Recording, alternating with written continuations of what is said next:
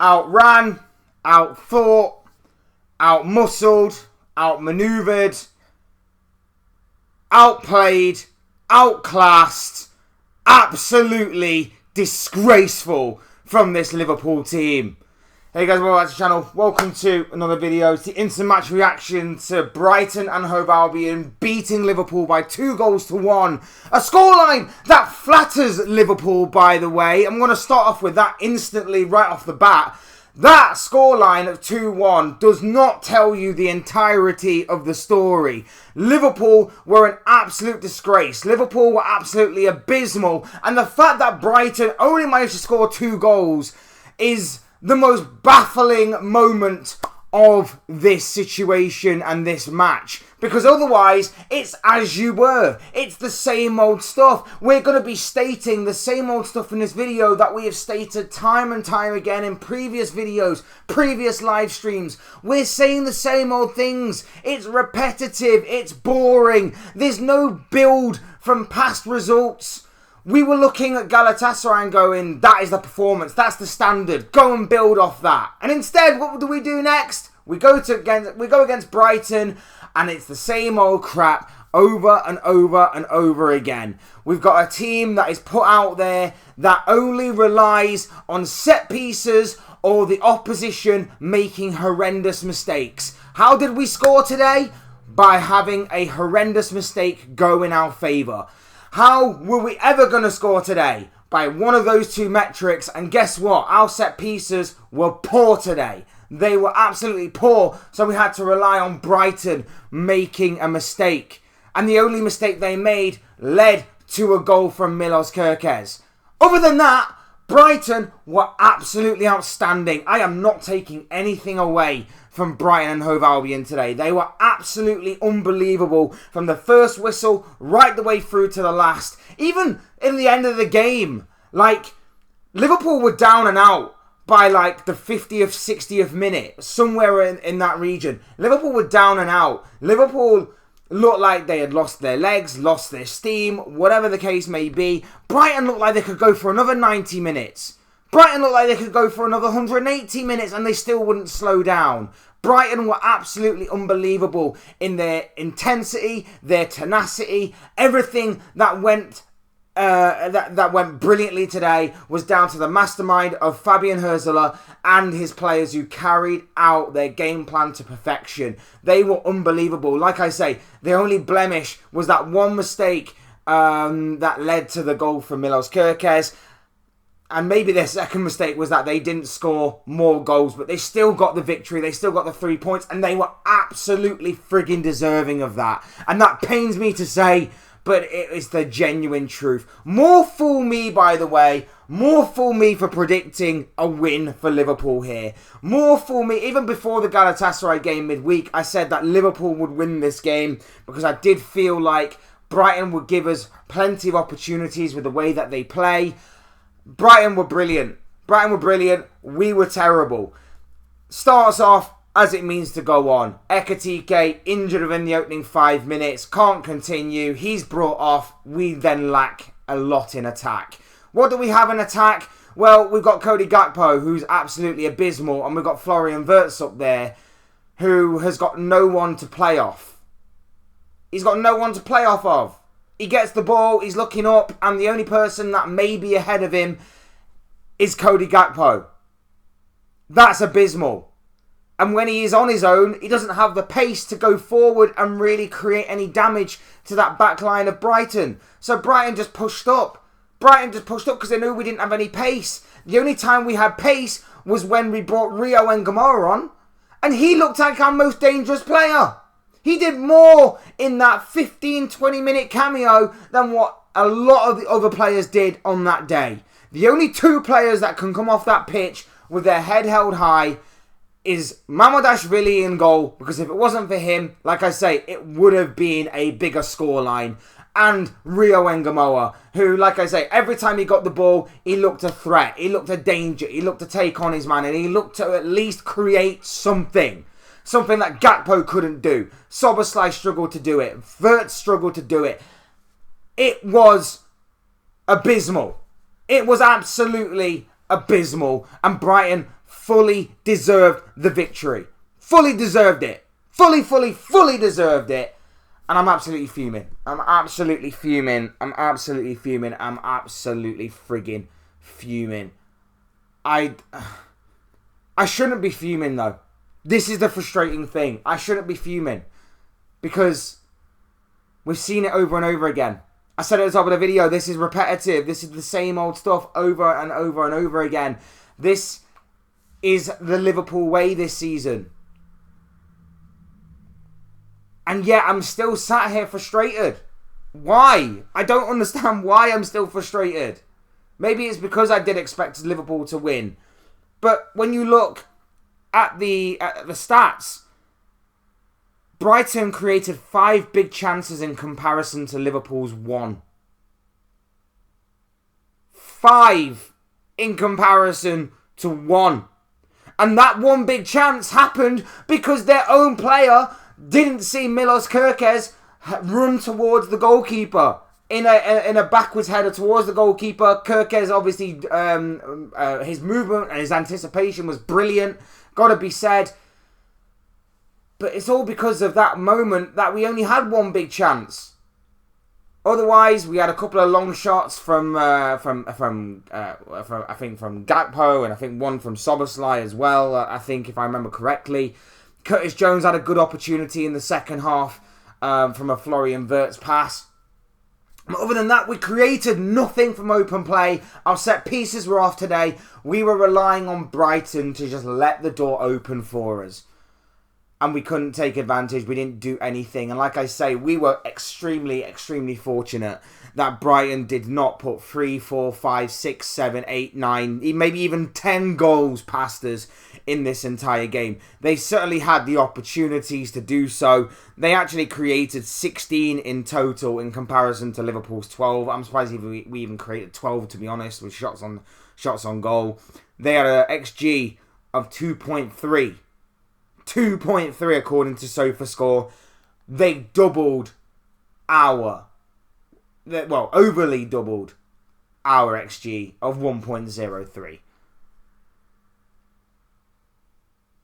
It's the same old stuff. Every time we think we turned a corner, we haven't. And you know what? We don't deserve top 4, top 5. We don't deserve Champions League football for next season. The only way we're going to get Champions League football for next season is if by some miracle we actually win the Champions League.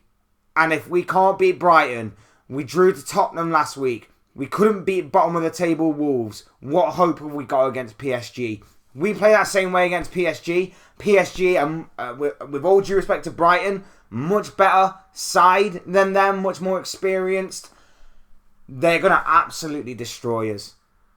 We're lucky it's 2-1 today. Against PSG, that could be 5, 6, 7, 8, 9, 10, like it should have been today.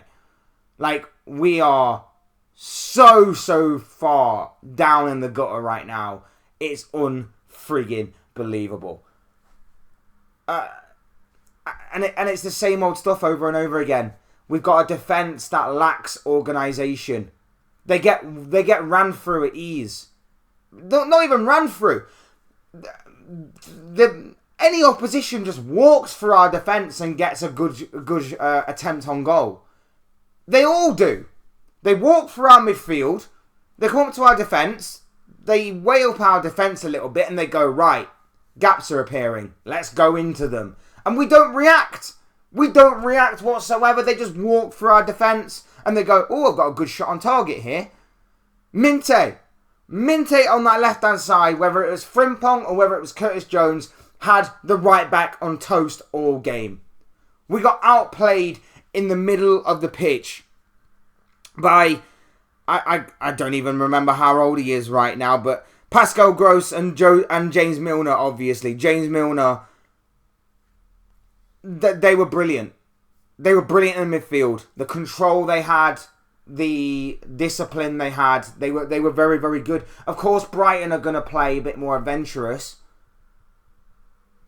They are going to allow you to create opportunities, but with a midfield that's so wide open, with a defence that lacks organisation, with an entire team that lacks leadership, and with an attack that is completely dead, as blunt as a spoon.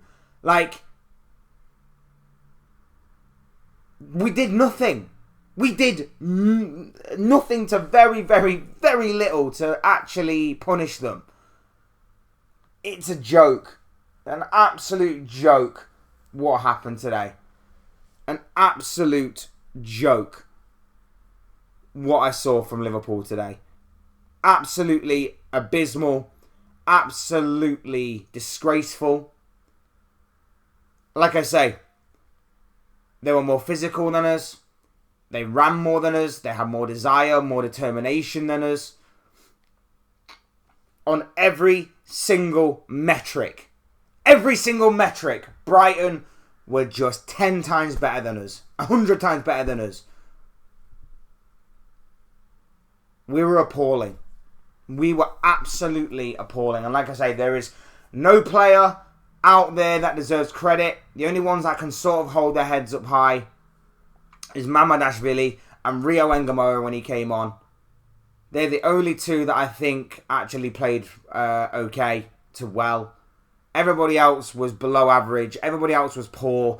They looked absolutely tired after the 50th, 60th minute mark. And Brighton took complete control. Brighton took complete control. I'm done. I shouldn't be this frustrated. I shouldn't be this worked up over stuff that I have said time and time again, because I should be used to it by now. I should be used to it by now. I've seen it happen. And people were still gassing up the Galatasaray result. And I said, yes, live in the moment and enjoy the result, because we haven't had too many this season. But just remember, Slot changes his approach to certain games when it matters most. It mattered most on Wednesday night. He changed his approach up, we won. He went back to type tonight. Or this afternoon, I should say. He went back to type. And Brighton dominated us. Brighton ridiculed us. It was men versus boys at times. It was that bad. It was that bad. Our hope of any open play chance is, fingers crossed, that Florian Wirtz can create something out of nothing, or the fact that a 17-year-old is given the ball time and time again and he is told, go and take the ball by the horns. A 17-year-old who deserves to be played more because we put him in that position in the first place. He deserves more playing time. He deserves more minutes because we give him that we give him that role every single time he comes on the pitch. Go and create something. Go and make something happen. It's a joke. It's an absolute joke. And now, after this result, we don't capitalise on Manchester United dropping points yesterday. Chelsea and Aston Villa play later on this weekend. Chelsea have got Everton. Aston Villa have got West Ham tomorrow. You would imagine that Aston Villa more likely to win. Everton, Chelsea could be a bit more 50-50. But they still have the opportunity, if they do manage to get that win, to get those Champions League places between their teeth and bite down. But playing like that, playing like we have done for the past several weeks, even in the games the way we have won against the likes of Nottingham Forest and West Ham, all of that, to me, adds up to this team not deserving Champions League football whatsoever. It's repetitive, it's boring, it's stupid, and it's not improving whatsoever. It's not improving whatsoever. And again, if you want to go on individuals, go on individuals. Do whatever you want. But I'm not going on individuals because they're all as bad as each other today. Like I said, there was one or two that may have stood out a little better than the rest, but the bar wasn't exactly set high. And how can I go on individuals when I'm seeing the same play week after week? I'm seeing the same setup week after week. I'm seeing the same level of style and of ability every single friggin' week.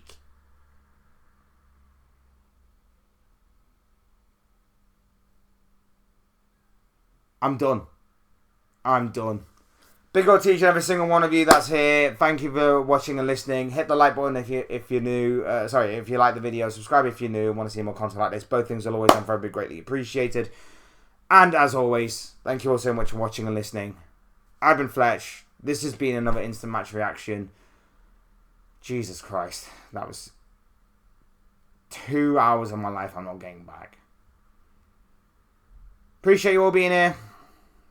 I'll see you all in the next one. Peace.